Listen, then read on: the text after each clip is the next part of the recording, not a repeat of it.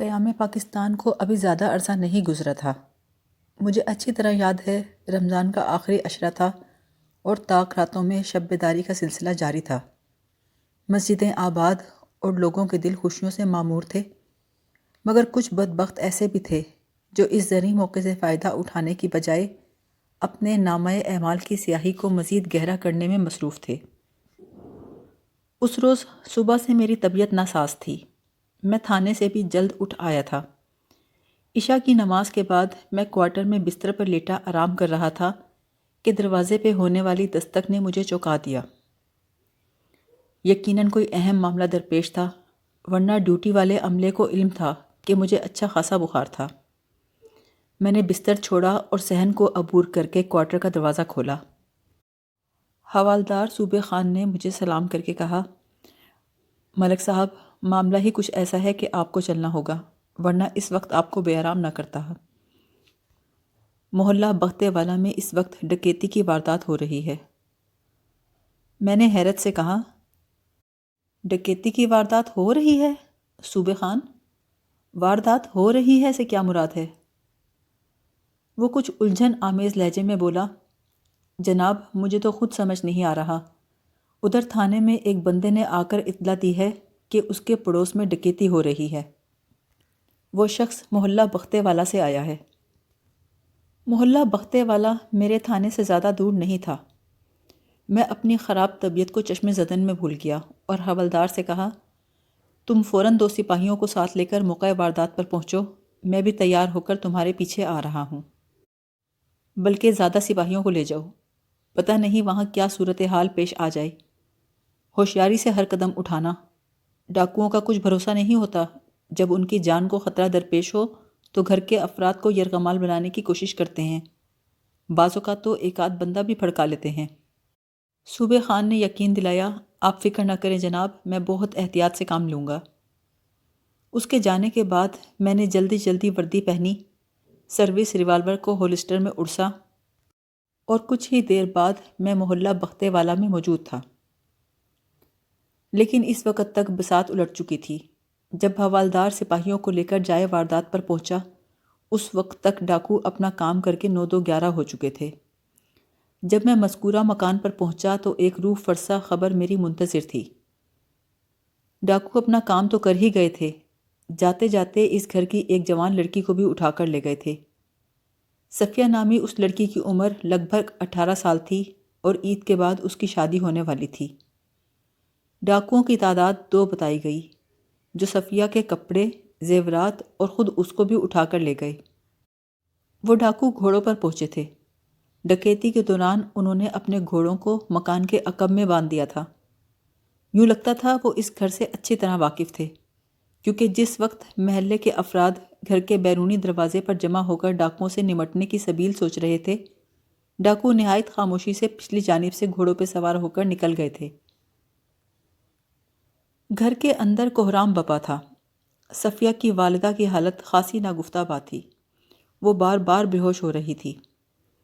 اس گھر میں کل 3 افراد تھے، اغوا ہونے والی لڑکی صفیہ، اس کی والدہ زینت بی بی اور اس کے والد قادر بخش۔ وہ 2 کمروں پر مشتمل ایک عام سا مکان تھا۔ دونوں کمرے مکان کے پچھلے حصے میں واقع تھے۔ دونوں کمروں کے آگے ایک وسیع برآمدہ تھا، اسی میں باورچی خانہ اور باتھ روم تھے۔ اس کے آگے صحن تھا۔ صحن میں ایک پیڑ تھا جس کے نیچے 2 بکریاں بندھی ہوئی تھیں۔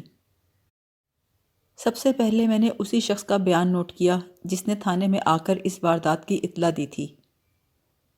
فضل الدین نامی اس شخص کی عمر لگ بھگ 40 سال ہوگی۔ پیشے کے اعتبار سے وہ ایک دکاندار تھا۔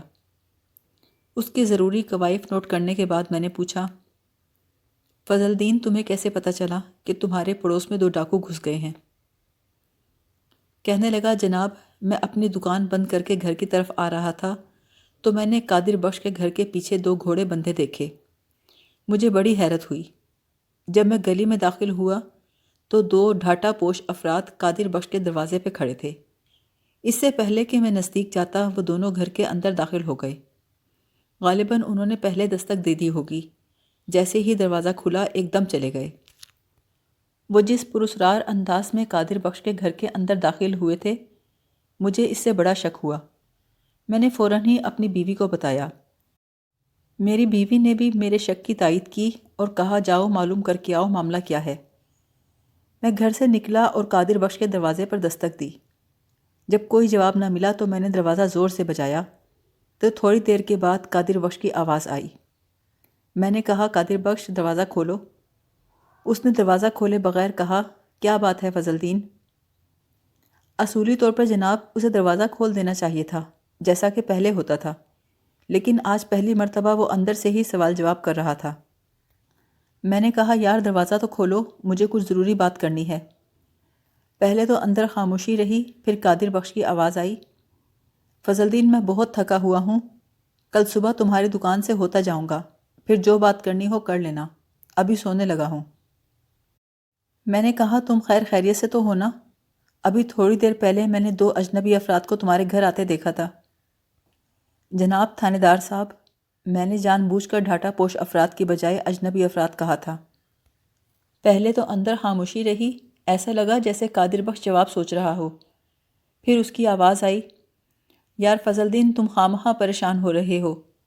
جن 2 اجنبی افراد کو تم نے دیکھا ہے وہ میرے مہمان ہیں، خیالی سے آئے ہیں۔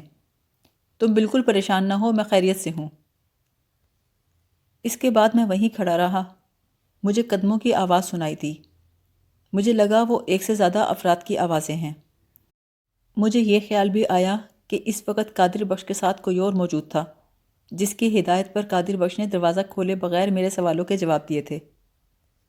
میں نے یہ ساری بات گھر جا کر اپنی بیوی کو بتائی اور اسی کے کہنے پر میں اس پراسرار واقعے کی اطلاع دینے تھانے چلا گیا۔ فضل دین نے اپنی بات ختم کی تو میں نے پوچھا، فضل دین، تم نے ان ڈھاٹا پوش افراد کو قادر بخش کے گھر میں داخل ہوتے دیکھ کر یقین کر لیا کہ وہ ڈاکو ہی تھے؟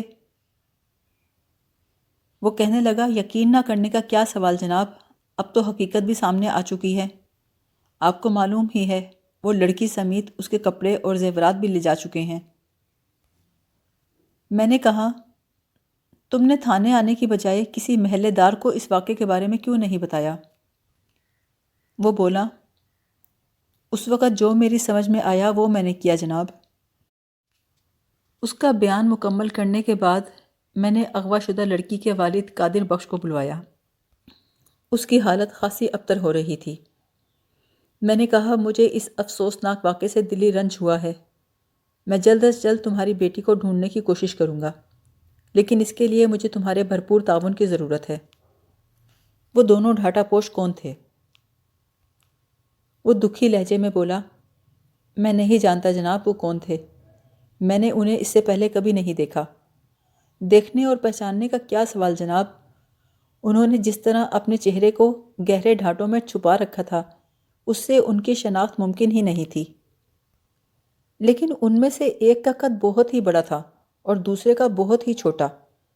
یوں سمجھ لیں اگر ایک 7 فٹ کا تھا تو دوسرا 4 ساڑھے 4 فٹ کا ہوگا۔ میں نے پوچھا، ان کی دستک کے جواب میں دروازہ تم نے کھولا تھا؟ کہنے لگا، نہیں، میں اس وقت باتھ روم میں تھا، دروازہ میری بیوی زینت نے کھولا تھا۔ وہ زینت کو دھکا دیتے ہوئے گھر کے اندر گھس آئے اور آتے ہی دروازے کی کنڈی چڑھا دی۔ جب میں باتھ روم سے نکلا تو دیکھا وہ دونوں بندوق کے سائے میں صفیہ اور زینت کو لیے بیٹھے تھے، اسی کمرے میں۔ پھر انہوں نے مجھ پہ بندوق تان لی۔ انہوں نے کہا، سارے قیمتی کپڑے اور زیورات یہاں لے آؤ، اور خاص طور پہ انہوں نے صفیہ کی شادی کا حوالہ بھی دیا اور کہنے لگے اس گھر میں کافی مال ہوگا۔ ہم تو یہی سمجھ رہے تھے کہ وہ محض ڈاکو ہیں اور زیور اور نقدی لے کر جان چھوڑ دیں گے، لیکن وہ تو جاتے وقت ہماری بیٹی کو ہی اٹھا کر لے گئے۔ اس کی آنکھوں میں نمی تیر رہی تھی، لیکن اس کا بیان لینا بہت ضروری تھا۔ میں نے سوال کیا، اندازاً وہ لوگ کتنی نقدی لے کر گئے؟ قادر بخش نے جواب دیا، 5,000 روپے۔ اس زمانے میں 5,000 روپے اچھی خاصی رقم ہوتی تھی۔ سونا 50-55 کا 1 تولہ مل جاتا تھا اور 4 روپے میں 1 من آٹا آتا تھا۔ میں نے پوچھا، قادر بخش، تم نے اتنی بڑی رقم گھر میں کیوں رکھی ہوئی تھی؟ وہ بولا، میری ایک ہی تو بیٹی ہے جناب، اس کی ماں اور میں اپنا ہر چاؤ پورا کرنا چاہتے تھے۔ صفیہ تو کچھ دن بعد مائیوں بیٹھنے والی تھی۔ اب ہم لڑکے والوں کو کیا منہ دکھائیں گے جناب؟ بولتے بولتے اس کی آواز بھر آ گئی۔ میں نے چند لمحے کا وقفہ کیا، پھر کہا، قادر بخش، تمہارا پڑوسی فضل دین جب دروازے پر آیا تو تم نے دروازہ کیوں نہیں کھولا؟ وہ بے چارگی سے بولا، کیسے کھولتا دروازہ؟ ایک ڈاکو نے بندوق کی نال میری پیٹھ پہ لگا رکھی تھی۔ میں وہی کچھ کرتا رہا جس کی وہ ہدایت دے رہا تھا۔ میں نے پوچھا، قادر بخش، تمہارا ذریعہ آمدنی کیا ہے؟ اس نے جواب دیا، جناب، میں لکڑی کا فرنیچر اور دوسری سجاوٹ کی چیزیں بنانے کا ماہر ہوں۔ یہ 7 والا کمرہ نہایت عمدہ اور دیدہ زیب فرنیچر سے بھرا ہوا تھا۔ یہ سب میں نے صفیہ کو دینے کے لیے خصوصی طور پہ تیار کیا تھا۔ وہ ظالم میری بچی کو لے گئے، اب تو صفیہ ہی نہیں رہی۔ اس کی آنکھوں سے باقاعدہ آنسو گرنے لگے۔ میں نے تسلی دیتے ہوئے کہا، فکر نہ کرو قادر بخش، میں جلد از جلد تمہاری بیٹی کو بازیاب کر لوں گا۔ بس تم کوشش کرو کہ ڈاکوؤں کے بارے میں چھوٹی سے چھوٹی بات بھی مجھے بتاؤ تاکہ ان کا سراغ لگایا جا سکے۔ وہ روحانسا ہو کر بولا، مجھے جو کچھ معلوم تھا وہ میں نے آپ کو بتا دیا ہے جناب، اس سے زیادہ تو کچھ نہیں جانتا۔ میں نے پوچھا، قادر بخش، تمہاری کسی سے دشمنی تو نہیں؟ یہ کام کسی دشمن کا بھی تو ہو سکتا ہے۔ وہ بولا، میرا کوئی دشمن نہیں ہے جناب، میں نے نہ کسی سے دوستی پال رکھی ہے نہ دشمنی۔ آج تک کسی سے میری تلخ کلامی بھی نہیں ہوئی، لڑائی جھگڑا تو دور کی بات ہے۔ میں نے سوچتے ہوئے کہا، تمہارے خیال میں یہ 2 افراد کون ہو سکتے ہیں؟ انہیں کیسے معلوم ہوا کہ تم نے اپنی بیٹی کی شادی کے لیے قیمتی جوڑے اور زیورات تیار کرائے ہیں؟ یقیناً یہ وہ کوئی ایسے لوگ ہیں جو تمہارے حالات سے واقف ہوں گے۔ قادر بخش بولا، جناب، یہ بات ڈھکی چھپی نہیں ہے کہ عید کے بعد صفیہ کی شادی ہونے والی ہے، اور آج کل ویسے بھی بہت چوریاں ہو رہی ہیں۔ چند روز پہلے نوشیرہ روڈ پر شادی والے گھر میں ڈکیتی ہو چکی ہے۔ اس سے پہلے گوندلا والا میں بھی ہوئی ہے۔ میں نے اس کی بات کاٹ کر کہا، قادر بخش، ایسی وارداتوں میں ڈاکو صرف قیمتی سامان، زیورات اور نقدی لے کر جاتے ہیں، لڑکیوں کو اٹھا کر نہیں لے جاتے۔ وہ بے بسی سے سر ہلا کر بولا، میں کیا کہہ سکتا ہوں جناب؟ میں نے کہا، جس لڑکے سے تمہاری بیٹی کی شادی ہونے والی تھی اس کے بارے میں بتاؤ۔ قادر بخش نے بتایا کہ ارشد ملک نامی ایک نوجوان جو باغبان پورے میں رہتا ہے اور کپڑے کی کسی فیکٹری میں کام کرتا ہے، وہ اس کی سالی کا لڑکا ہے۔ میں نے پوچھا، تمہاری بیٹی کا اس لڑکے ارشد سے رشتہ کتنے عرصے پہلے ہوا؟ اس نے جواب دیا، تقریباً 6 ماہ ہو گئے ہیں۔ میں نے عام سے لہجے میں کہا، تو گویا یہ رشتہ دونوں گھروں کی رضامندی سے طے ہوا؟ وہ میری بات کی تہہ تک پہنچ گیا، کہنے لگا، بالکل، اس رشتے میں دونوں طرف کی مرضی شامل تھی۔ میں نے کہا، کیا لڑکا اور لڑکی دونوں راضی تھے؟ کہنے لگا، وہ دونوں اس رشتے سے خوش تھے۔ کیا تم نے اپنی بیٹی سے اس کی مرضی معلوم کی تھی؟ دیکھو، یہ باتیں میں ایک خاص مقصد سے کر رہا ہوں۔ ممکن ہے تمہارے جوابوں سے مجھے اس کیس کو سمجھنے میں مدد مل سکے۔ اس نے جواب دیا، جناب، صفیہ کی رضامندی حاصل کرنے کے بعد ہی ہم نے رشتہ کیا تھا۔ اب میں نے ایک نئے زاویے سے سوال کیا، قادر بخش، یہ رشتہ طے کرنے سے پہلے کیا تمہاری بیٹی کے لیے کوئی اور رشتہ بھی آیا تھا؟ وہ کچھ ہچکچا کر بولا، جس گھر میں جوان لڑکی ہو رشتے تو آیا ہی کرتے ہیں، لیکن یہ بات آپ کیوں پوچھ رہے ہیں؟ میں نے کہا، اس لیے کہ میں اس واردات کو محض ڈکیتی کی واردات نہیں سمجھ رہا، یہ تو مجھے اغوا کی واردات نظر آ رہی ہے۔ آخر صفیہ کا ایسا کون دشمن تھا جس نے اسے اغوا کر لیا؟ اسی لیے میں جاننا چاہتا ہوں، کیا صفیہ کا رشتہ اپنے خالہ زاد سے ہونے سے پہلے اس کے لیے کوئی اور رشتہ آیا تھا؟ قادر بخش کہنے لگا، کوئی 1.5 سال پہلے ساجی کا رشتہ آیا تھا، لیکن ہم لوگوں نے صاف منع کر دیا۔ اس کا اصل نام تو سجاول ہے، لیکن ساجی مشہور ہو گیا ہے۔ میں نے کہا، اس رشتے کو تم نے انکار کیوں کیا؟ وہ کہنے لگا، عجیب لفنگا لڑکا تھا جناب، آوارہ بدماش۔ میں اپنی ہیرے جیسی بیٹی اس لچے لفنگے کو کیسے دے دیتا؟ میری ایک ہی بیٹی ہے جی۔ میں نے اگلا سوال کیا، تمہارے انکار پر سجاول عرف ساجی کا رد عمل کیا تھا؟ قادر بخش کے چہرے پر ایک رنگ سا آ کر گزر گیا۔ مجھے لگا جیسے وہ کوئی بات چھپانے کی کوشش کر رہا ہے۔ کہنے لگا، ان کی طرف سے کوئی رد عمل ظاہر نہیں ہوا، بس ہم نے کورا جواب دے دیا اور ساجی کی ماں ٹھنڈی ہو کر گھر بیٹھ گئی۔ کیا وہ لڑکا سجاول یہیں بختے والا میں رہتا ہے؟ پہلے رہا کرتا تھا جناب، اب تو جیل میں ہے۔ جیل میں کیوں؟ دفعہ 302 میں اندر ہے جناب۔ کسی کو اس نے قتل کر دیا تھا۔ باپ کے مرنے کے بعد اس کا آوارہ اوباش لڑکوں سے ملنا جلنا ہو گیا تھا۔ اس کا باپ اچھا آدمی تھا جناب، اپنے پیچھے 25 ایکڑ اراضی بھی چھوڑ گیا۔ اسی زمین کی آمدنی پہ پل رہے ہیں گھر والے۔ قادر بخش کے یہ انکشاف بہت معلومات والے تھے۔ میں نے پوچھا، ساجی کو جیل گئے کتنا عرصہ ہو گیا؟ کہنے لگا، کم و بیش 1 سال۔ اور 1.5 سال پہلے اس کا رشتہ آیا تھا؟ جی ہاں، لگ بھگ اتنا ہی عرصہ ہو گیا۔ میں جس زاویے پہ سوچ رہا تھا مجھے اس میں تبدیلی کرنا پڑی۔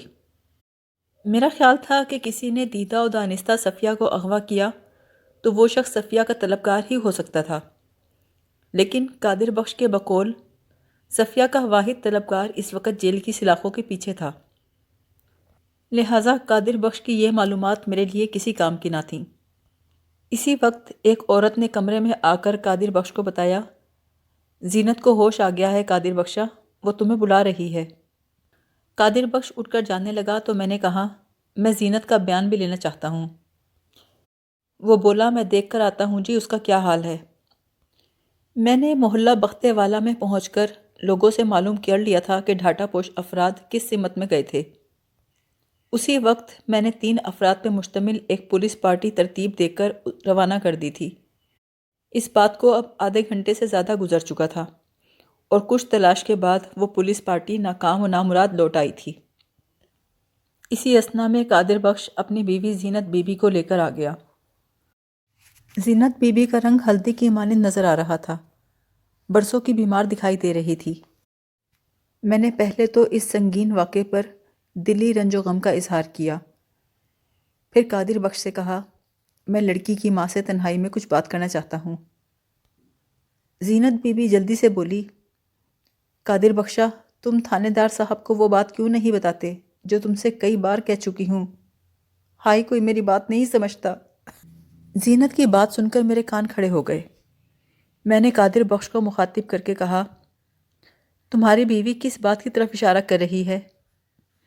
وہ جزبز ہو کر بولا، بیٹی کی جدائی نے اس کے ذہن پہ گہرا اثر ڈالا ہے۔ زینت بی بی بولی، ہاں میرے ذہن پہ گہرا اثر ہوا ہے، دل پر بھی اثر ہوا ہے، لیکن میرا دماغ قابو میں ہے قادر بخشا، تم میری بات کا یقین کر لو، وہ 1.5 گزہ وہی تھا، وہی خطرناک آنکھیں تھیں، ایک آنکھ پہ گہرے زخم کا نشان، میں نے اس کی آنکھیں ہی تو دیکھی تھی صرف۔ زینت خاموش ہوئی تو میں نے اس سے براہ راست کہا، بی بی تم مجھے بتاؤ، یہ 1.5 گزہ کا کیا چکر ہے؟ تھانے دار صاحب، میں ایک ایک سے کہہ رہی ہوں پر کوئی میری بات کا یقین ہی نہیں کرتا۔ میں نے قادر بخش کو بڑے ترلے ڈالے ہیں۔ قادر بخش بولا، جناب اس کی مراد 1.5 گزہ سے سجاول عرف ساجی ہے، اس کا قد کم و بیش اتنا ہی تھا۔ زینت کا خیال ہے ان 2 ڈاکوں میں سے ایک ساجی تھا۔ پھر وہ زینت سے بولا، بھلیے لوکے، کوئی عقل کو ہاتھ مار، تیری تو مت ماری گئی ہے۔ وہ دونوں ہاتھوں سے سینہ کو بھی کرنے لگی اور روتے روتے بولی، میری مت سلامت ہے پر کوئی میری بات کا یقین ہی نہیں کرتا، ہائے میرے ربا، میں کس پاسے جاواں؟ میں نے تسلی آمیز لہجے میں کہا، زینت بی بی میں تمہاری بات سنوں گا، پوری تفصیل سے سنوں گا، جو کچھ کہنا چاہتی ہو مجھے بتاؤ۔ وہ بولی، میں سونے رب کی قسم کھا کے کہہ رہی ہوں تھانے دار صاحب، ان 2 ڈاکوں میں سے ایک تو ساجی تھا، پکا پکا وہی تھا، وہی قد کاٹ، آنکھ پہ وہی زخم کا نشان۔ میں نے پوچھا، زینت بی بی مجھے تو پتہ چلا ہے کہ ساجی کسی قتل کیس میں 1 سال پہلے ہی جیل چلا گیا تھا۔ وہ بولی، معلوم نہیں وہ جیل گیا یا جہنم گیا، مگر وہ تو مجھے ساجی ہی لگا تھا۔ میں نے پوچھا، جب صفیہ کے لیے ساجی کا رشتہ آیا تھا تو تم نے انکار کیوں کیا؟ یہ سوال میں قادر بخش سے بھی کر چکا تھا، اب زینت کا جواب بھی سننا چاہتا تھا۔ وہ کہنے لگی، ساجی ہماری صفیہ کے قابل نہیں تھا جناب، یہ تو حور کے پہلو میں لنگور والی بات ہوئی۔ وہ ایک بگڑا ہوا آوارہ لڑکا تھا اور میری بیٹی اپنی مثال آپ تھی۔ میں نے کہا، تم لوگوں کے انکار پر ساجی نے کیا رویہ اختیار کیا؟ وہ خلا میں دیکھتے ہوئے بولی، اس نے ہم سے تو کوئی بات نہیں کی، لیکن ادھر ادھر کہتا پھرتا تھا کہ رشتے سے انکار کر کے ہم نے اچھا نہیں کیا، اس کا نتیجہ ہمیں بھگتنا پڑے گا۔ گویا اس نے تم لوگوں کو دھمکی دی تھی، اور اس کے 6 ماہ بعد یعنی آج سے 1 سال قبل وہ کسی قتل کے جرم میں جیل چلا گیا، اور تم کہتی ہو کہ تم نے آج اسی کو دیکھا ہے؟ وہ بے بسی سے بولی، میں نے واضح نہیں دیکھا جناب، اس نے منہ چھپا رکھا تھا، لیکن مجھے آنکھوں سے وہی معلوم ہوا۔ میں نے اچانک سوال کیا، کیا ساجی صفیہ کو پسند کرتا تھا؟ وہ چونک کر بولی، آپ سے یہ کس نے کہا؟ میں نے اندھیرے میں تیر چلایا، کس نے بتایا، اس سے کیا فرق پڑتا ہے، یہ بات تو پورا محلہ جانتا ہے نا۔ زینت بی بی بولی، وہ پسند کرتا تھا، اسی لیے تو اس نے اپنی ماں سے رشتہ بھجوایا تھا۔ میں نے کہا، پسند کرنے اور محبت کرنے میں بہت فرق ہوتا ہے۔ مجھے پتہ چلا ہے وہ صفیہ سے محبت کا دعوے دار تھا۔ دیکھو زینت بی بی، برا مت منانا، بعض اوقات حقیقت کی تہہ تک پہنچنے کے لیے ہمیں بہت سے ناپسندیدہ اور تکلیف دہ سوال کرنا پڑتے ہیں۔ وہ کہنے لگی، جیسا آپ سوچ رہے ہیں ویسی بات بالکل نہیں ہے جناب، وہ چاہے کچھ بھی کہتا پھرے، میری صفیہ نے اس کے بارے میں کبھی سوچا بھی نہیں، اس کا اور صفیہ کا کوئی جوڑ ہی نہیں تھا، وہ تو چہرے سے ہی چھٹا ہوا بدماش لگتا تھا، اور میری نرم و نازک صفیہ خواب میں بھی اس کو دیکھ لے تو راتوں کو سو نہ سکے۔ میں نے اگلا سوال کیا، زینت بی بی، ایک بات میری سمجھ میں نہیں آئی، وہ ڈاکو جس وقت صفیہ کو گھوڑے پہ ڈال کر لے جا رہے تھے، صفیہ نے کسی قسم کی مزاحمت کیوں نہیں کی؟ مجھے ایک ایسا گواہ نہیں ملا جس نے صفیہ کے چیخنے چلانے کی آواز سنی ہو۔ زینت نے جواب دیا، صفیہ نے مزاحمت اس لیے نہیں کی کہ انہوں نے اسے قابل ہی نہیں چھوڑا تھا، ظالموں نے صفیہ کو ایک کپڑا سنگھایا جس سے وہ بے ہوش ہو گئی۔ اوہ، تو آپ لوگوں نے شور کیوں نہیں مچایا؟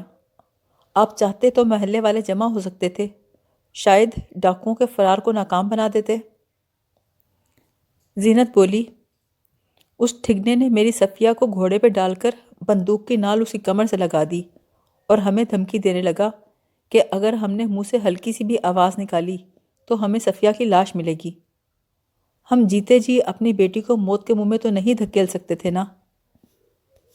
میں نے مزید 2-4 سوال کرنے کے بعد اسے فارغ کر دیا، پھر قادر بخش سے کہا، میں اس گھر کی خصوصی طور پہ تلاشی لینا چاہتا ہوں۔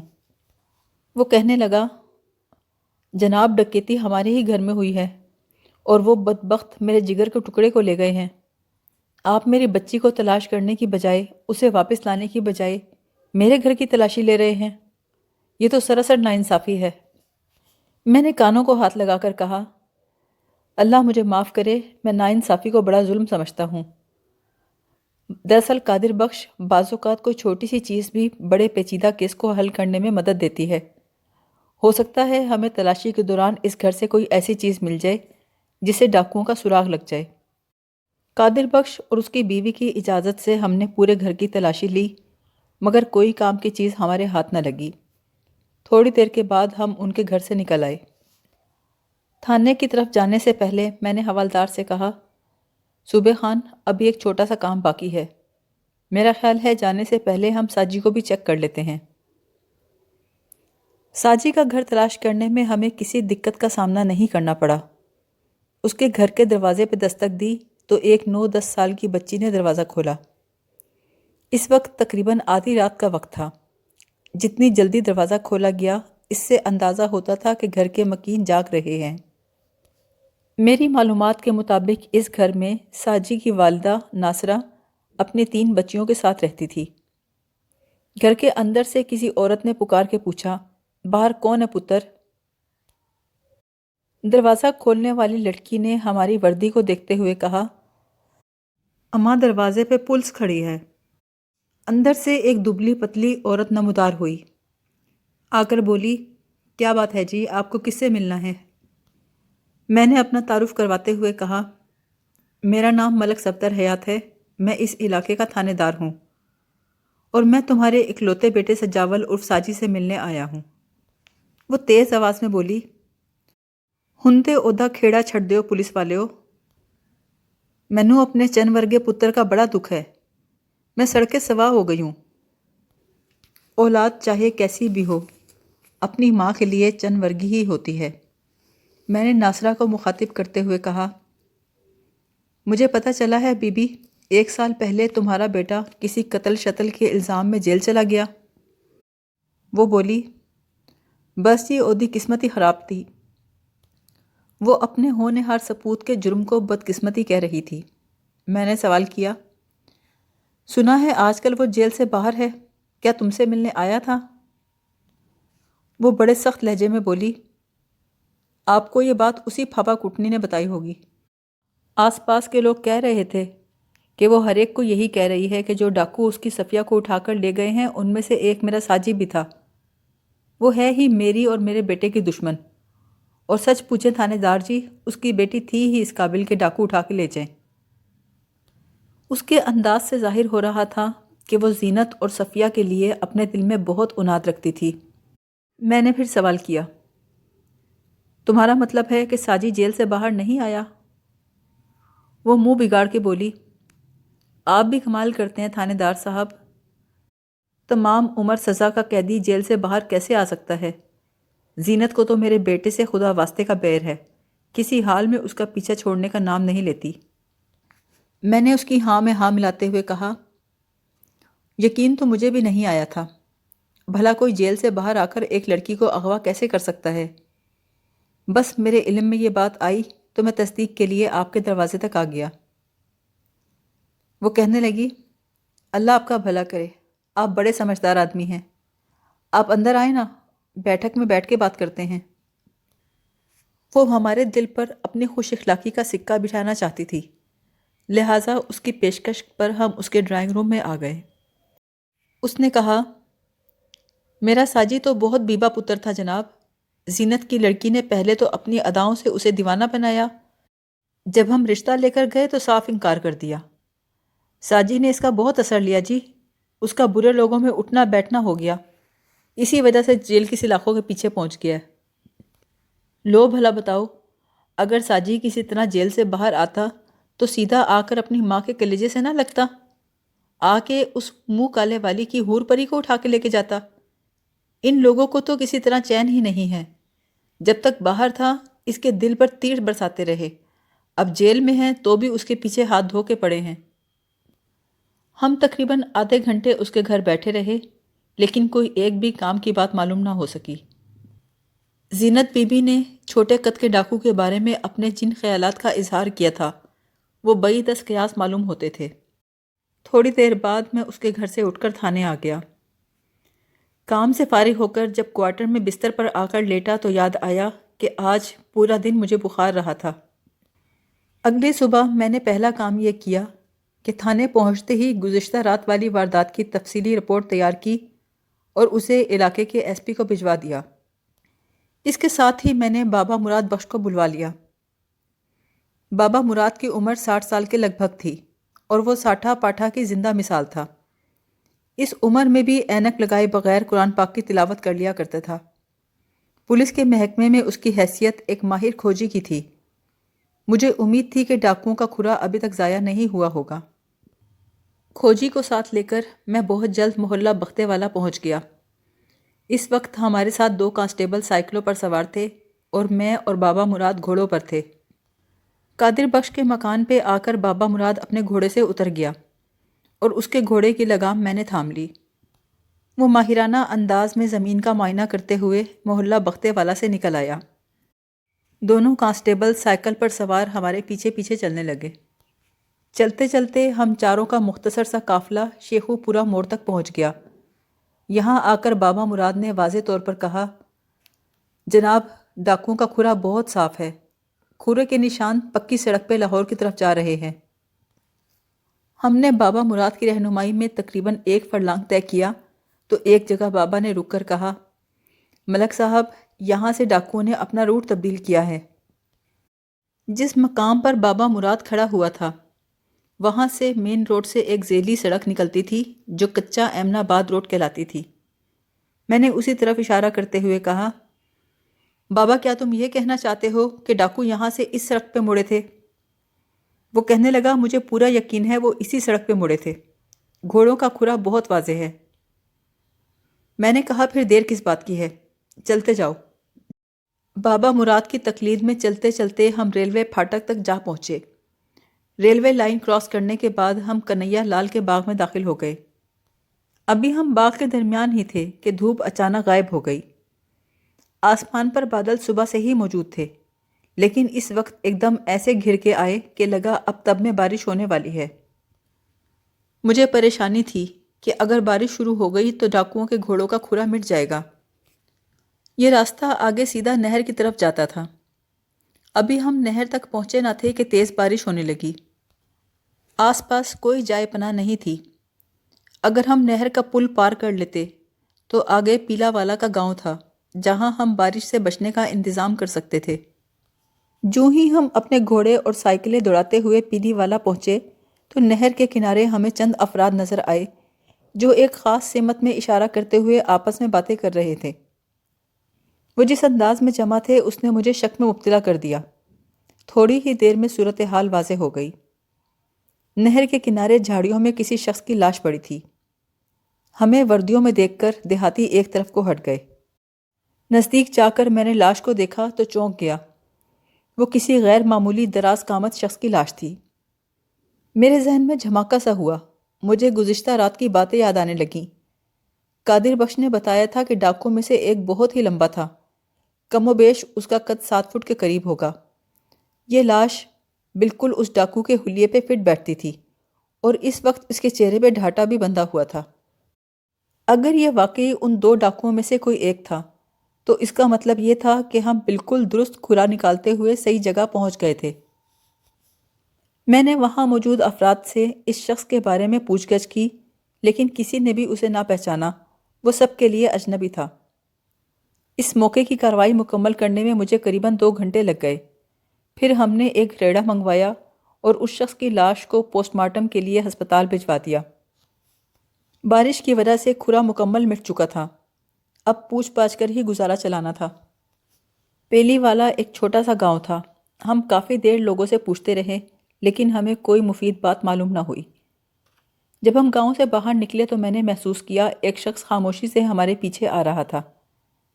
میں نے اشارے سے اسے اپنے پاس بلایا اور پوچھا، کیا تم مجھ سے کچھ کہنا چاہتے ہو؟ وہ کہنے لگا، تھانے دار صاحب، جس کے بارے میں آپ پوچھ رہے تھے اس آدمی کو تو میں نہیں جانتا، لیکن ایک عجیب سی بات ہے، پتہ نہیں آپ کے کام کی ہے بھی یا نہیں۔ میں نے کہا، اس کا فیصلہ ہم خود کر لیں گے، تم جو کہنا چاہتے ہو کہو۔ وہ کہنے لگا، میں آج صبح کوٹلی گنڈیاں سے آ رہا تھا تو میں نے نہر کے کنارے ایک تنہا گھوڑے کو دیکھا تھا۔ میں نے اس کی بات میں دلچسپی لیتے ہوئے کہا، تمہارا نام کیا ہے اور تنہا گھوڑے سے تمہاری کیا مراد ہے؟ وہ بولا، جناب، میرا نام فضل کریم ہے، میں یہیں پیلی والا کا رہنے والا ہوں۔ ادھر کوٹلی گنڈیاں والی میں میری بہن رہتی ہے۔ میں ایک روز سے اس کے پاس گیا ہوا تھا۔ واپسی پر مجھے ایک تنہا گھوڑا نظر آیا، میرا مطلب ہے گھوڑے کے ساتھ سوار نہیں تھا۔ میں نے کہا، کیا وہ گھوڑا ایک جگہ رکا ہوا تھا یا چل رہا تھا؟ اس نے بتایا، جناب، وہ گھوڑا آہستہ آہستہ چل رہا تھا اور اس کا رخ کوٹلی گنڈیاں والا کی جانب ہی تھا۔ تم نے اس گھوڑے کو روکنے کی کوشش نہیں کی؟ نہیں جناب۔ اور کوئی غیر معمولی بات؟ نہیں جناب، میں نے اور اس سے زیادہ کچھ نہیں دیکھا۔ چند سوال کرنے کے بعد میں نے اسے فارغ کر دیا۔ بابا مراد بولا، ملک صاحب، آپ کا اس گھوڑے کے بارے میں کیا خیال ہے؟ میں نے کہا، بابا، زیادہ امکان تو اسی بات کا ہے، وہ گھوڑا اس لمبے ڈاکو کا ہو سکتا ہے۔ بابا کہنے لگا، یہاں نہر سے کنارے کنارے ہم کوٹلی گنڈیاں والا کی طرف جا سکتے ہیں، یا پھر اس کے دوسری سمت خیالی۔ اگر تو گھوڑا اسی ڈاکو کا ہے تو آخر اس نے کوٹلی گنڈیاں والا کا رخ کیوں کیا؟ میں بابا مراد کی بات کی تہہ تک پہنچ گیا اور کہنے لگا، بابا تم یہ کہنا چاہتے ہو کہ اگر گھوڑے نے کوٹلی گنڈیاں والا کا رخ کیا ہے تو اس کا تعلق اسی گاؤں سے ہوگا، لیکن اس کا بھی تو امکان ہے کہ جانور کا منہ جس طرف اٹھا اسی طرف چل دیا۔ بابا مراد نے اصرار کیا کہ ہمیں کوٹلی گنڈیاں والا کا ایک چکر لگا لینا چاہیے۔ نہر کے ساتھ ساتھ چلتے ہوئے ہم تھوڑی ہی دیر میں اس گاؤں پہنچ گئے۔ وہاں پہنچ کر معلوم ہوا کہ مذکورہ گھوڑا اس وقت سرور علی کی بھینسوں کے ساتھ اس کے باڑے میں بندھا ہوا ہے۔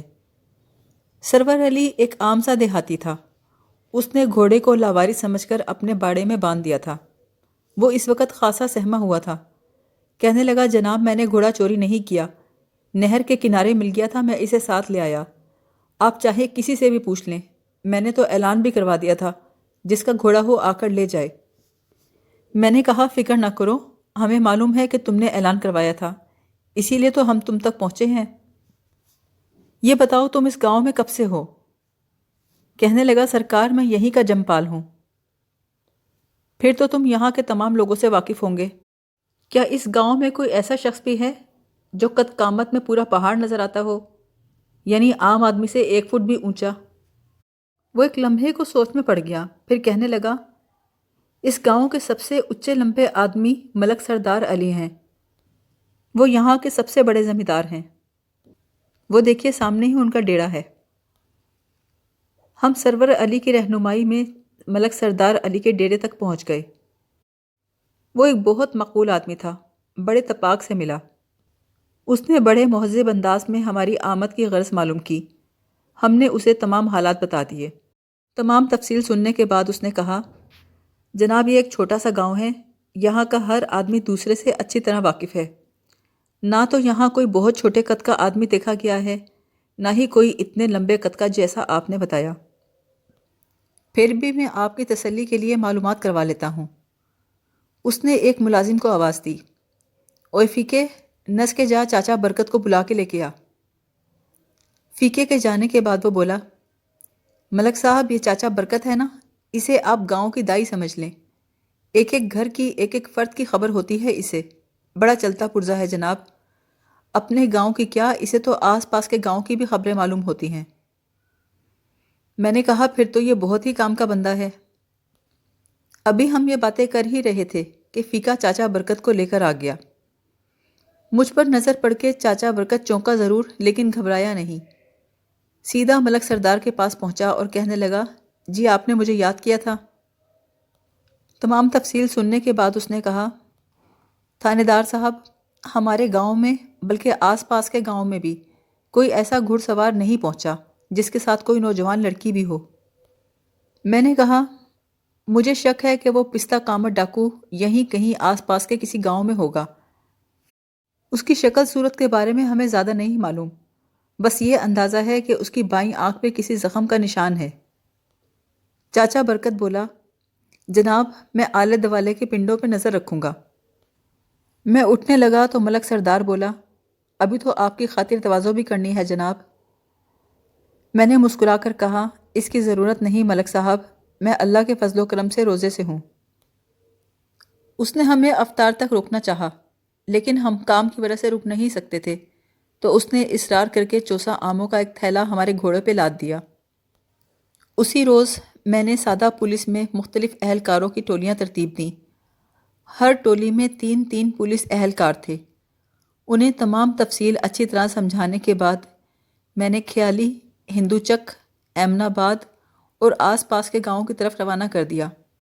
میں نے انہیں اچھی طرح طریقہ کار ذہن نشین کروا دیا تھا کہ انہیں کس طرح ایک پستہ کامت ڈاکو اور صفیہ کا کھوج لگانا تھا۔ اگلے روز دراز قد ڈاکو کی پوسٹ مارٹم کی رپورٹ آ گئی اور اس کے ساتھ ہی ایک سنسنی خیز خبر بھی ملی۔ پوسٹ مارٹم کی رپورٹ کے مطابق اس ڈاکو کی موت سر میں لگنے والی گولی سے ہوئی تھی، اور خبر یہ تھی کہ اس ڈاکو کی شناخت ہو گئی تھی۔ اس کا نام اللہ رکھا عرف رکھو بدماش تھا۔ وہ کھوکھر کا رہنے والا تھا اور گزشتہ 4 سال سے جیل میں تھا۔ سب سے اہم خبر یہ تھی کہ ابھی چند روز قبل وہ جیل سے فرار ہو گیا تھا۔ یہ جان کر کہ رکھو ایک مفرور قیدی تھا، میرے ذہن میں روشنی کے جھماکے سے ہونے لگے۔ اس وقت مجھے اغوا شدہ لڑکی کی والدہ کی ایک ایک بات یاد آنے لگی۔ اس نے پورے یقین سے کہا تھا پستہ کامر ڈاکو ساجی جیسا تھا۔ اس وقت تو میں نے اس کی بات پر زیادہ توجہ نہیں دی تھی، لیکن اب میرا ذہن چیخ چیخ کر کہہ رہا تھا کہ رکھو کے ساتھ ساتھ ساجی بھی جیل سے فرار ہو گیا ہوگا۔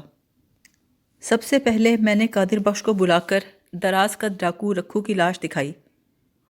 قادر بخش نے تصدیق کی کہ نہ صرف حلیہ بلکہ کپڑوں سے بھی یہ وہی شخص ہے جو ڈاکہ ڈالنے آیا تھا۔ اسی روز میں نے اپنے ذرائع سے معلوم کروایا تو پتہ چلا ساجی جیل سے فرار ہو چکا۔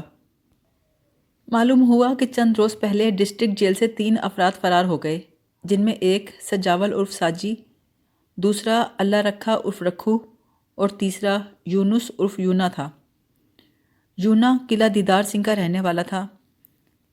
دوسرے روز میں قلعہ دیدار سنگھ پہنچ گیا، حالانکہ اس بات کی امید نہیں تھی کہ ساجی صفیہ کو لے کر قلعہ دیدار سنگھ پہنچا ہوگا، کیونکہ اس نے رکھو کے ساتھ جو روٹ اختیار کیا تھا وہ ایمن آباد کی طرف جا رہا تھا۔ میں نے اپنے طور پر مکمل معلومات حاصل کر لیں۔ یہی پتہ چلا کہ یونا قلعہ دیدار سنگھ نہیں پہنچا۔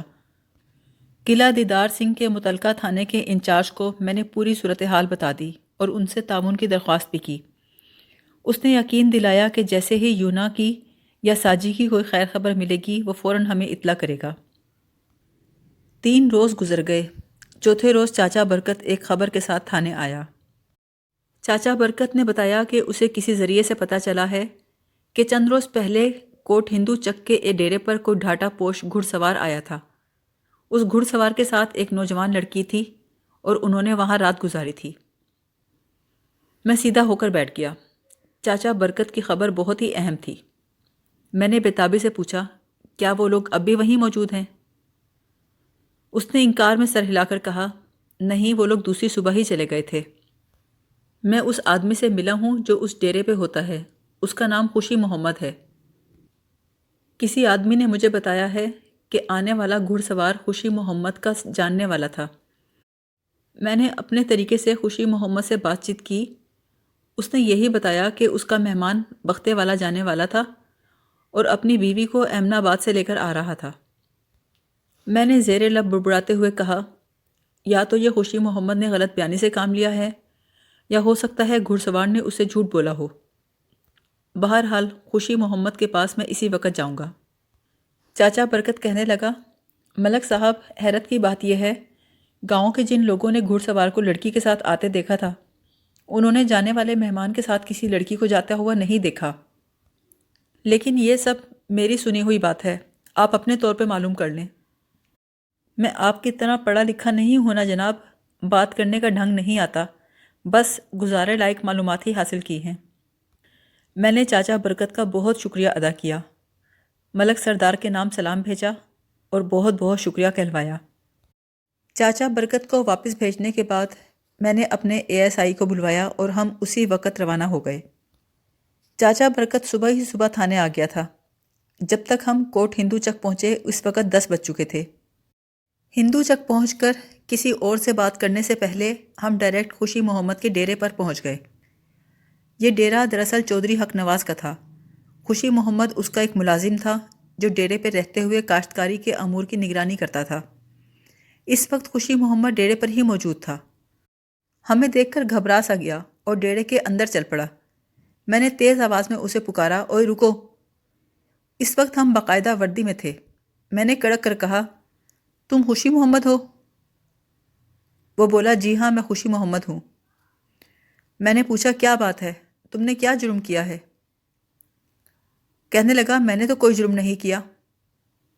میں نے تیز لہجے میں کہا، پھر ہم پر نظر پڑتے ہی اندر کی جانب کیوں کھسک رہے تھے؟ کہنے لگا، دراصل میں آپ کی وردی دیکھ کے ڈر گیا تھا، سنا ہے پولیس والے بہت خطرناک ہوتے ہیں۔ میں نے کہا، یہ تم نے کس سے سن لیا خوشی محمد؟ پولیس خطرناک نہیں ہوتی، بلکہ خطرناک لوگوں کو گرفتار کر کے جیلوں تک پہنچاتی ہے۔ وہ بولا، جناب میں تو یہی جانتا تھا کہ پولیس والوں سے ڈرنا چاہیے۔ میں نے کہا، خوشی محمد، پولیس والوں سے صرف چوروں، اچکوں اور بدماشوں کو ڈرنا چاہیے۔ شریف آدمی کو ہماری وردی سے ڈرنے کی کوئی ضرورت نہیں۔ ذرا ہمارے بیٹھنے کا انتظام تو کرو۔ جتنی دیر وہ پیپل کے درخت کے نیچے چارپائیاں بچھانے لگا، اتنی دیر تک میں نے ڈیرے کا طائرانہ نگاہ سے جائزہ لے لیا۔ وہ وسیع و عریض صحن والا ایک ڈیرا تھا جس میں جا بجا درخت لگے تھے۔ ڈیرے کے پچھلے حصے میں 3 نیچی چھتوں والے کمرے تھے۔ ڈیرے کی مغربی دیوار کے ساتھ چارہ کترنے والا ایک ٹوکا تھا۔ میں نے کہا، خوشی محمد، چارپائی پر ہم بعد میں بیٹھیں گے، پہلے ذرا مجھے یہ کمرے چیک کراؤ۔ میری بات سن کر اس کے چہرے پر ایک رنگ سا آ کر گزر گیا۔ وہ نظریں چراتے ہوئے بولا، ان کمروں میں آپ نے کیا چیک کرنا ہے سرکار؟ میں نے سرسری لہجے میں کہا، بس معمول کی کارروائی سمجھ لو، اور تمہیں پریشان ہونے کی ضرورت نہیں۔ تم نے کون سا جرم کیا ہے؟ پہلے کمرے میں 3 چارپائیاں بچھی ہوئی تھیں جن پر ڈبی دار کھیس رکھے تھے۔ ایک طرف دیوار میں طاق بنا تھا جس میں تیل کی بوتل، کنگھا اور چھوٹے سائز کا آئینہ تھا۔ ایک چارپائی کے نیچے لوہے کا ایک ٹرنک تھا۔ اسے کھول کر دیکھا، اس میں کوئی قابل اعتراض چیز موجود نہیں تھی۔ چند جوڑی کپڑے، 1-2 رومال اور 1-2 بنیانیں تھیں۔ دوسرے کمرے کے اندر خشک چارے کا ڈھیر لگا تھا۔ اس کمرے میں زرعی آلات، خالی بوریاں، ٹوٹی ہوئی 1-2 چارپائیاں بھی پڑی تھیں۔ تیسرے کمرے میں بھی اسی قسم کا سامان تھا۔ جس کمرے میں خشک چارے کا ڈھیر پڑا تھا، وہاں پر سیلن کی وجہ سے کافی بدبو سی تھی۔ کمروں کو اچھی طرح دیکھنے کے بعد میں پیپل کے درخت کے نیچے بچھی چارپائیوں میں سے ایک کی جانب بڑھ گیا۔ خوشی محمد دروازے بند کرنے کے بعد ہماری طرف آیا۔ میں نے کہا، خوشی محمد، مجھے کچھ ضروری سوال کرنے ہیں، امید ہے تم ٹھیک جواب دو گے۔ اگر ذرا بھی جھوٹ بولا تو چودھری حق نواز بھی تمہیں بچا نہیں سکے گا۔ وہ چونک کر بولا، آپ چودھری صاحب کو بھی جانتے ہیں؟ میں نے معنی خیز لہجے میں کہا، میں اس کے علاوہ بھی بہت کچھ جانتا ہوں بچو۔ یہ بتاؤ، چودھری کے پاس کب سے ملازم ہو؟ کہنے لگا، 10 سال سے ادھر ہی ملازم ہوں۔ میں نے کہا، مجھے پتہ چلا ہے تم یہاں اکیلے رہتے ہو۔ کہنے لگا، جناب میں نے ابھی تک شادی نہیں کی، چھڑا چھانٹ ہوں۔ اللہ کا شکر ہے روزی روٹی کا مسئلہ چودھری صاحب نے حل کر دیا ہے، باقی کسی چیز کی ضرورت ہی نہیں۔ میں نے پوچھا، مجھے پتہ چلا ہے چند روز قبل تمہارے پاس 2 مہمان آئے تھے، کون تھے وہ لوگ؟ ان کے نام کیا تھے اور وہ کہاں سے آئے تھے؟ اس کا جواب سن کر میں اچھل پڑا۔ خوشی محمد نے بتایا، وہ مہمان میرا ایک پرانا دوست سجاول تھا، اس کے ساتھ اس کی بیوی بھی تھی۔ وہ لوگ دوسرے ہی دن صبح چلے گئے تھے۔ میں نے سوال کیا، خوشی محمد، تم نے ان سے پوچھا تھا کہ وہ کہاں سے آ رہے ہیں اور کس طرف جا رہے ہیں؟ کہنے لگا، جناب وہ ایمن آباد سے آئے تھے اور بختے والا جا رہے تھے۔ ایمن آباد میں ساجی کی سسرال ہے۔ وہ بتا رہا تھا اس کی بیوی بیمار ہے جسے وہ اپنے گھر لے کے جا رہا ہے۔ تو کیا اس نے تمہیں یہ نہیں بتایا کہ اس کی بیوی کو کیا بیماری تھی؟ بتایا تھا جناب، اس کی بیوی کو بے ہوشی کے دورے پڑتے تھے، یہاں بھی وہ پوری رات بے ہوش ہی رہی تھی۔ خوشی محمد، ساجی سے تمہاری دوستی کو کتنا عرصہ ہو گیا ہے؟ وہ کچھ سوچ کر بولا، تقریباً 5 سال ہو گئے ہیں جی۔ اور اس دوستی کی وجہ سے تم اکثر ملا جلا کرتے تھے؟ خوشی محمد نے جواب دیا، اکثر تو نہیں جناب، بس کبھی کبھار ملنے آ جاتا تھا۔ تمہاری ساجی سے دوستی ہوئی کیسے تھی؟ وہ ایمن آباد کے ایک میلے میں مجھے ملا تھا۔ آخری مرتبہ تم ساجی سے کب ملے تھے؟ ابھی 3 دن پہلے سرکار۔ نہیں، اس ملاقات سے پہلے۔ وہ تو کوئی 2 سال کے بعد میری طرف آیا ہے جناب۔ مجھے تو یہ بھی معلوم نہیں تھا کہ اس دوران میں اس نے شادی بھی کر لی ہے۔ خود ہی اس نے بتایا کہ اس کی شادی کو 2-3 ماہ ہو گئے ہیں۔ تو تم نے اس سے یہ نہیں پوچھا کہ گزشتہ 2 سال سے وہ تم سے ملنے جلنے کیوں نہیں آیا؟ میں نے پوچھنا تھا، لیکن وہ صبح جلدی چلا گیا۔ کیا وہ اکیلا گیا یا وہ لڑکی بھی اس کے ساتھ ہی گئی؟ وہ دونوں ہی چلے گئے تھے۔ اگر خوشی محمد نے مجھ سے جھوٹ نہیں بولا تھا تو اس کا مطلب تھا کہ وہ ساجی کے تازہ حالات سے واقف نہیں تھا۔ میں نے کہا، خوشی محمد، شاید تم نہیں جانتے کہ تمہارا دوست ساجی ہمیں ایک سنگین معاملے میں مطلوب ہے۔ ساجی نے چند روز قبل محلہ بختے والا میں ایک گھر میں ڈکیتی کی ہے۔ 5,000 روپے نقد، قیمتی ملبوسات اور بہت سے طلائی زیورات کے علاوہ گھر سے ایک نوجوان لڑکی کو بھی لے گیا ہے۔ اس کے بعد اس نے اپنے ساتھی کو موت کے گھاٹ بھی اتار دیا ہے۔ ساجی کے ساتھ اس کی بیوی نہیں تھی، بلکہ اغوا شدہ لڑکی صفیہ تھی، جسے اس نے رومال سنگھا کے بے ہوش کر دیا تھا۔ میں اسی کی تلاش میں یہاں آیا ہوں۔ میرے مخبر نے بتایا تھا کہ وہ ایک رات تمہارے ڈیرے پر مہمان بنا تھا۔ یہ سب سننے کے بعد خوشی محمد واضح طور پہ خوفزدہ نظر آنے لگا۔ پھر اٹک اٹک کر بولا، وہ میرے ڈیرے پر ٹھہرا ضرور تھا، لیکن جو باتیں آپ نے بتائی ہیں مجھے ان کے بارے میں پتہ نہیں تھا۔ میں نے کہا، خوشی محمد، تم نے کہا ہے کہ وہ دونوں دوسری صبح چلے گئے تھے، لیکن مجھے باخبر ذرائع سے پتہ چلا ہے کہ یہاں سے ساجی صبح اکیلے ہی گیا تھا۔ خوشی محمد گڑبڑا گیا، پھر سنبھل کے بولا، آپ کو کسی نے غلط بتایا ہوگا جی۔ یہاں سے وہ دونوں ہی چلے گئے تھے، میرا اس لڑکی سے کوئی تعلق نہیں۔ اس کے بیان سے میں نے اندازہ لگایا کہ وہ دروغ گوئی سے کام نہیں لے رہا تھا۔ اس سے مزید کوئی کام کی بات معلوم نہیں ہو سکتی تھی، لہٰذا وقت ضائع کرنا مناسب نہیں تھا۔ میں نے کہا، خوشی محمد، اگر تمہاری کوئی بات جھوٹی ثابت ہوئی تو یاد رکھنا تمہارا بہت برا حشر کروں گا۔ میں نے خوشی محمد سے یہ بھی پوچھا تھا کہ ساجی کے پاس کوئی ہتھیار تھا کہ نہیں۔ خوشی محمد نے بتایا کہ ساجی کے پاس ایک رائفل تھی اور سامان کی ایک پوٹلی بھی تھی۔ اس پوٹلی میں یقیناً 5,000 کی نقدی اور صفیہ کے زیورات ہوں گے، لیکن یہ نہیں پتہ چل رہا تھا کہ وہ آگے کس طرف گیا تھا۔ اسے ڈھونڈنے کے لیے میں پوری کوشش کر رہا تھا۔ میں نے سادہ لباس میں کئی پولیس پارٹیاں ترتیب دے لی تھیں۔ مختلف پولیس پارٹیوں کو میں نے ایمن آباد، کاموکی اور واہنڈو میں پھیلا دیا تھا۔ قادر بخش ہر روز تھانے کا چکر لگاتا تھا اور میں اسے ہر بار تسلی دیتا تھا کہ بہت جلد اس کی بیٹی کو ڈھونڈ لیا جائے گا۔ اس دوران عید الفطر آئی اور گزر گئی۔ واردات کو ہوئے 15 روز ہو چکے تھے کہ ایک دن مجھے اطلاع ملی کہ واہنڈو کی ایک با اثر سیاسی شخصیت کی حویلی میں کسی نے ساجی کی جھلک دیکھی ہے۔ یہ اطلاع میرے لیے نہایت اہم تھی۔ میں نے اسی وقت صوبے خان کو اپنے ساتھ لیا اور 2 ہوشیار قسم کے سپاہیوں کو اپنے پیچھے لیا۔ اس با اثر سیاسی شخصیت کا نام ظفر اقبال تھا۔ ہم اس کی حویلی میں مہمانوں کی حیثیت سے داخل ہوئے۔ واہنڈو روانہ ہونے سے پہلے میں نے رانا ظفر اقبال اور اس کی سرگرمیوں کے بارے میں خاصی معلومات حاصل کر لی تھیں۔ اس کی اصلیت جاننے کے بعد میں نے فیصلہ کیا تھا کہ ہم سادہ لباس میں دھوکے سے اس کی حویلی میں داخل ہوں گے۔ رانا ظفر اقبال واہنڈو کی ایک بہت مشہور شخصیت تھا۔ پورے علاقے میں اس کا رعب اور دبدبہ تھا۔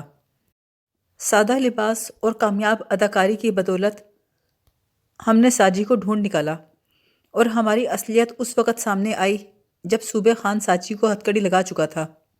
ساجی کی گرفتاری کے موقع پر رانا ظفر اقبال نے مزاحمت کی کوشش کی تو میں نے خالص تھانے دارانہ لہجے میں کہا، رانا صاحب، آپ ذرا ٹھنڈے ہو کر بیٹھے رہیں، کار سرکار میں مداخلت کی کوشش نہ کریں، ورنہ میں سختی برتنے پہ مجبور ہو جاؤں گا۔ وہ غصے سے لال پیلا ہو کر بولا، آپ مجھے دھمکی دے رہے ہیں، اور وہ بھی میری حویلی پر؟ میں نے اکھڑے ہوئے لہجے میں کہا، یہ دھمکی نہیں، میری جانب سے آپ کو پہلی اور آخری نصیحت ہے، اس کے بعد میں ڈائریکٹ کارروائی کروں گا۔ آپ نے ایک ایسے شخص کو پناہ دے رکھی ہے جس نے اغوا اور ڈکیتی کا جرم کیا ہے، ساتھ ہی ساتھ وہ جیل سے مفرور بھی ہے۔ ابھی تو میں نے آپ کی حویلی سے صفیہ کو بھی برآمد کرنا ہے۔ رانا ظفر بڑے غصے سے بولا، آپ کو میری طاقت کا اندازہ نہیں ہے۔ میں نے کہا، مجھے صرف خدا کی طاقت کا اندازہ ہے، اور آپ کان کھول کے سن لیں، میں ڈسٹرکٹ ہیڈ کوارٹر میں پکی اطلاع دے کر اور ایس پی صاحب کے مشورے سے یہاں آیا ہوں، اس لیے زیادہ اکڑ فون دکھانے کی کوشش نہ کریں، ورنہ آپ بھی کسی لمبے چکر میں پھنس جائیں گے۔ میں نے ایس پی صاحب کا تذکرہ جان بوجھ کے کیا تھا، حالانکہ اس میں کوئی حقیقت نہ تھی، لیکن میری یہ دھونس کام کر گئی۔ وہ کہنے لگا، آپ خواہ مخواہ گرمی دکھا رہے ہیں، آپ کا بندہ آپ کے ہاتھ لگ گیا ہے، آپ لے جائیں، مجھے کوئی اعتراض نہیں۔ میں نے بدستور سخت لہجے میں کہا، صرف بندے کی بات نہیں ہے رانا صاحب، میں صفیہ کی واپسی بھی چاہتا ہوں۔ رانا ظفر نے جواب دیا، ساجی یہاں اکیلا ہی پہنچا تھا، صفیہ کے بارے میں مجھے اس نے کچھ نہیں بتایا۔ میں نے ساجی کو گھور کر کہا، تم نے اس کے ساتھ کیا کیا ہے؟ کدھر ہے صفیہ؟ وہ خاموشی سے زمین کو گھورنے لگا۔ حوالدار صوبے خان نے اس کے گال پر ایک تھپڑ رسید کرتے ہوئے کہا، بولتا کیوں نہیں سور کی اولاد؟ سنا نہیں ملک صاحب کیا پوچھ رہے ہیں؟ رانا ظفر نے دخل در معقولات کرتے ہوئے کہا، ملک صاحب میں ایک عزت دار آدمی ہوں، میری حویلی میں یہ شور شرابہ مناسب نہیں، آپ اپنے معاملات تھانے میں جا کر نمٹائیں۔ ایک حد تک اس کی بات ٹھیک تھی کہ تفتیش کے معاملات تھانے میں بہتر طور پر نمٹائے جا سکتے تھے، لیکن اس کی دوسری بات کہ وہ ایک عزت دار آدمی تھا، اس سے مجھے اتفاق نہیں تھا۔ بہرحال جب مجھے یقین ہو گیا کہ صفیہ رانا ظفر کی حویلی میں موجود نہیں، نہ ہی وہ اس کے بارے میں کچھ جانتا ہے، تو ہم ساجی کو ساتھ لے کر تھانے آ گئے۔ ساجی ایک سکہ بند مجرم تھا، وہ آسانی سے زبان کھولنے والا نہیں تھا۔ مجبوراً میں نے اسے ایک حوالدار کے حوالے کیا اور ہدایت کی، ہر قیمت پر اس کی زبان کھلوانی ہے، اس کے لیے زیادہ سے زیادہ 2 گھنٹے لے لو۔ تھانے کے عملے کو میں نے خاص طور پہ ہدایت کر دی کہ ابھی علاقے میں خبر پھیلنے نہ پائے کہ ہم نے ساجی کو گرفتار کر لیا ہے۔ ساجی نے جیل توڑ کر فرار ہونے کا سنگین جرم کیا تھا، لیکن اس وقت مجھے صرف اور صرف صفیہ کی فکر تھی، مجھے اسی کا سراغ لگانا تھا۔ نقدی اور زیورات کی میری نظر میں کوئی اہمیت نہیں تھی۔ رکھو کا قتل بھی کوئی خاص اہمیت نہیں رکھتا تھا، اس کے پیچھے زیادہ سے زیادہ ساجی کو پھانسی کی سزا ہونی تھی۔ اسی سوچ بچار میں 2 گھنٹے گزر گئے، مجھے وقت کے گزرنے کا پتہ ہی نہ چلا۔ جب حوالدار نے کمرے میں آ کر کہا کہ ساجی بالکل تیار ہے، میں اسے جو چاہوں پوچھ لوں، تو میں نے حیران ہو کر کہا، وہ اتنی جلدی مان کیسے گیا؟ حوالدار حیرت سے بولا، جناب پورے 2 گھنٹے گزر چکے ہیں، آپ نے اس کی درد میں ڈوبی ہوئی چیخیں نہیں سنی؟ مجھے یقین نہیں آ رہا تھا کہ میں اتنے انہماک کے ساتھ صفیہ کے کیس کے بارے میں غور و فکر کر رہا تھا کہ مجھے کوئی آواز ہی نہیں آئی۔ ساجی سے میں نے صرف 10 منٹ سوال جواب کیے، جس کا نتیجہ خاصا تکلیف دہ اور دل کو اداس کر دینے والا تھا۔ صفیہ اب اس دنیا میں باقی نہیں رہی تھی، یہ انکشاف ہونے کے بعد میں آپے سے باہر ہو گیا، اور تیش کے عالم میں میں نے ساجی کے چہرے پر تھپڑوں کی بارش کر دی۔ صفیہ کے حسرت ناک انجام نے مجھے جذباتی حصار میں لے لیا۔ ساجی نے جو روح فرسا انکشاف کیا، اس کے مطابق جب وہ اور رکھو صفیہ کو اٹھا کر کچا ایمن آباد روڈ کی طرف جا رہے تھے، تو نہر اپر چناب تک پہنچتے پہنچتے ان کے درمیان عورت اور دولت کے معاملے پر پھوٹ پڑ گئی۔ رکھو کا مطالبہ تھا کہ صفیہ کو ساجی لے لے اور نقدی اور زیورات اس کے حوالے کر دے۔ ان دونوں کے درمیان یہی طے ہوا تھا کہ ساجی اپنی پسند کی لڑکی کو اپنے پاس رکھے گا، اور جو بھی مال و دولت ہاتھ لگے گی وہ رکھو اپنے ساتھ لے جائے گا۔ اسی لیے رکھو نے اس کا ساتھ دیا تھا، لیکن اب ساجی مال مسروقہ سے بھی حصہ چاہتا تھا۔ رکھو نے شکایت کرتے ہوئے کہا، ساجی مجھے لگتا ہے تم مجھ پہ پہلے کی طرح اعتماد نہیں کر رہے، حالانکہ جیل میں تم نے مجھ سے بہت سے وعدے کیے تھے۔ ابھی تک تم نے یہ بھی نہیں بتایا کہ وہ خفیہ ٹھکانہ کہاں ہے جہاں ہم روپوش ہوں گے۔ ساجی نے کہا، ہمارے نزدیک ہی ایک ڈیرے پہ میرا دوست رہتا ہے، ایک رات ہم اس کے پاس گزاریں گے، اس کے بعد میں دیکھیں گے۔ رکھو نے کہا، میں تمہارے ساتھ آ کر پچھتا رہا ہوں، یونا مجھے اچھا خاصا اپنے ساتھ لے جا رہا تھا لائل پور، وہاں جا کے ہم خوب عیش کرتے۔ ساجی نے کہا، تم فکر کیوں کرتے ہو، جیسے ہی حالات سازگار ہو جائیں گے ہم اپنی اپنی راہ لیں گے۔ رکھو نے پوچھا، تمہارے دوست کا ڈیرہ یہاں سے کتنی دور ہے، اور کیا اسے ہماری آمد کی اطلاع ہے؟ ساجی نے کہا، ڈیرہ زیادہ دور نہیں، ہندو چک میں ہے، اور میرے دوست کو میری آمد کی اطلاع نہیں، بلکہ اس کو تو میرے جیل اور ڈکیتی کے بارے میں بھی نہیں پتا، وہ شریف آدمی ہے، ایسا نہ ہو بدک جائے۔ رکھو نے کہا، اس لڑکی کے بارے میں کیا کہو گے، یہ تو مسلسل بے ہوش ہے۔ ساجی بولا، اگر یہ ہوش میں آ کر چیخو پکار کرے گی تو میں اپنے دوست سے کہہ دوں گا یہ دماغی مریضہ ہے، ہم اسے علاج کے لیے شہر لے کے جا رہے ہیں۔ رکھو نے کہا، میں ایسے نہیں تمہارے ساتھ جا سکتا، اگر تم چاہتے ہو میں آگے تمہارا ساتھ دوں تو نقدی اور زیورات کی پوٹلی میرے حوالے کر دو۔ مصلحت کا تقاضا یہی تھا کہ وہ پوٹلی رکھو کے حوالے کر دیتا۔ نقدی اور زیورات کی پوٹلی وصول کرنے کے بعد رکھو مطمئن اور خوش ہو گیا۔ تھوڑی آگے جانے کے بعد اس نے کہا، ساجی ذرا 2 منٹ رکو، مجھے رفع حاجت کے لیے جانا ہے۔ پھر جیسے ہی رکھو مذکورہ جھاڑیوں میں جا کر بیٹھا، ساجی نے پیچھے سے اس کی کھوپڑی میں گولی اتار دی۔ وہاں سے زیورات اور نقدی والی پوٹلی اٹھائی اور تیزی سے نہر والے راستے پر روانہ ہو گیا۔ ہندو چک پہنچ کر وہ سیدھا خوشی محمد کے ڈیرے پر گیا اور اس کو یہی بتایا کہ صفیہ اس کی بیوی تھی جو کسی ذہنی مرض میں مبتلا تھی اور اسے بے ہوشی کے دورے پڑتے تھے۔ خوشی محمد نے انہیں سونے کے لیے اپنا کمرہ دے دیا اور خود صحن میں چرپائی ڈال کر مویشیوں کے قریب سو گیا۔ جب خوشی محمد گہری نیند میں چلا گیا تو ساجی نے صفیہ سے چھیڑ چھاڑ شروع کی، لیکن جلد ہی اسے احساس ہو گیا کہ وہ ایک لاش ہے۔ گہری بے ہوشی نے صفیہ کی جان لے لی تھی۔